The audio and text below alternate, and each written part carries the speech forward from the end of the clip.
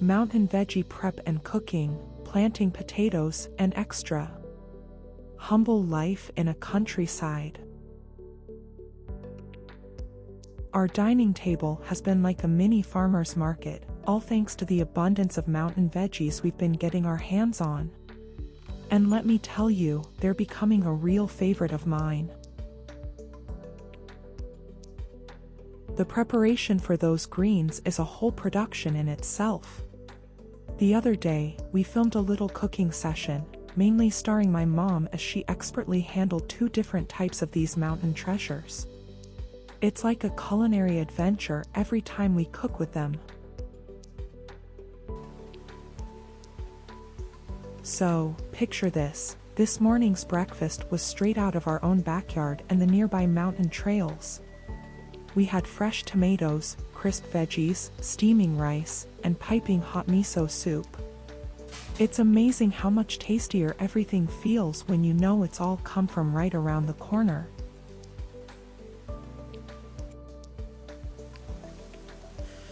After our breakfast, we decided to pay a visit to the family grave. Surprisingly, it wasn't as overrun with weeds as I had imagined. We tidied it up a bit, but we're already planning another visit come July.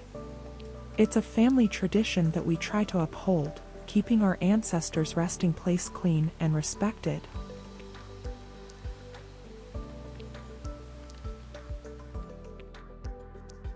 Have you ever heard of udo? It's this delightful mountain vegetable that we all love. I have been watching her preparing that vegetable. It is time-consuming, but it's a treat once you went through the process. We soak it in water to get rid of bitterness, boil it, then this time we whip up a tasty paste with sesame seeds, miso, sugar, and a splash of sake.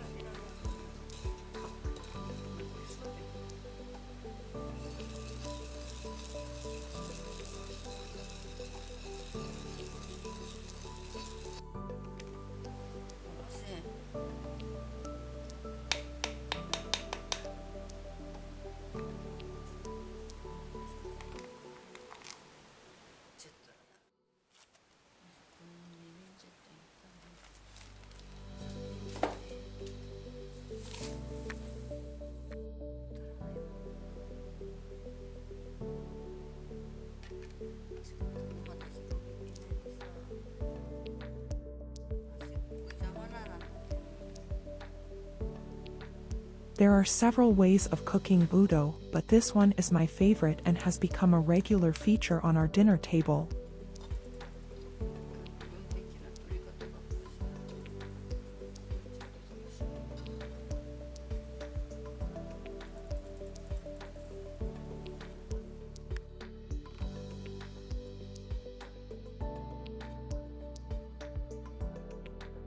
And speaking of mountain vegetables, our neighbor surprised us with a batch of zenmai the other day.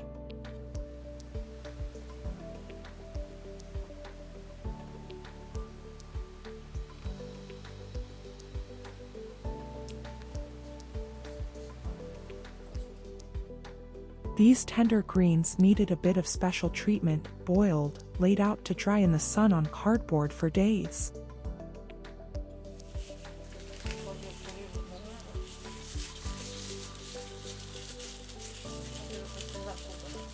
And given a gentle tenderizing tap every so often while under the sun.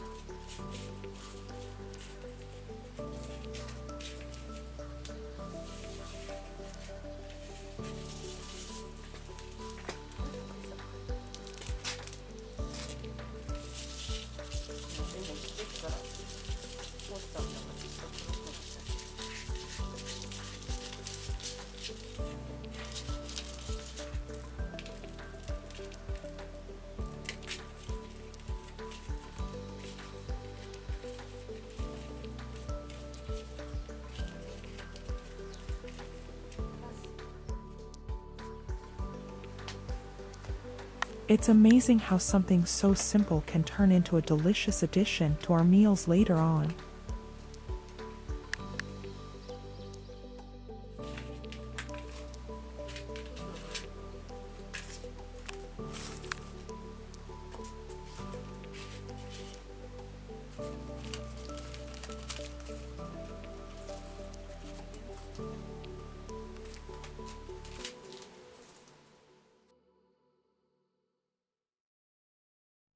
Now, let me tell you about our gardening adventures from a few days back.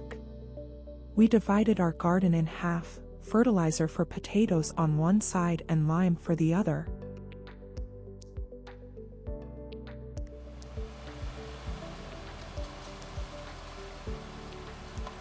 Our neighbor was kind enough to bring over his heavy-duty equipment to help us prepare the soil for planting.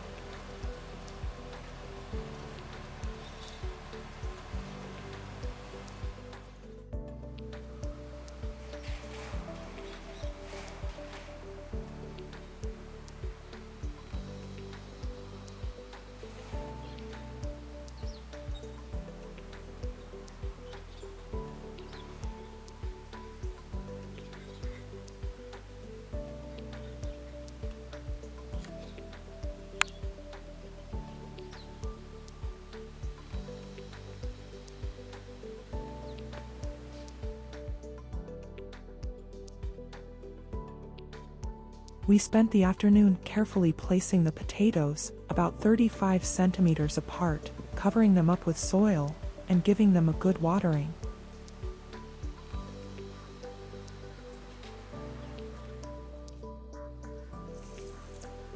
By the end of the day, we had 3 neat rows of potato patches, ready to grow and thrive.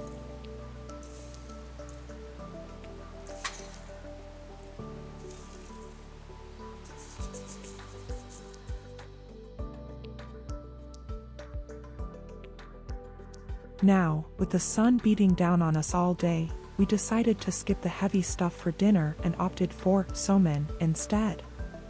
It's the perfect dish for a hot summer's day, light, refreshing, and oh so satisfying. We paired it with an assortment of vegetables, and of course, a cold can of beer to wash it all down. It's the little pleasures like these that make the long days feel a bit brighter. When the cherry blossoms were in full bloom, we visited a charming little park with a wonderful atmosphere.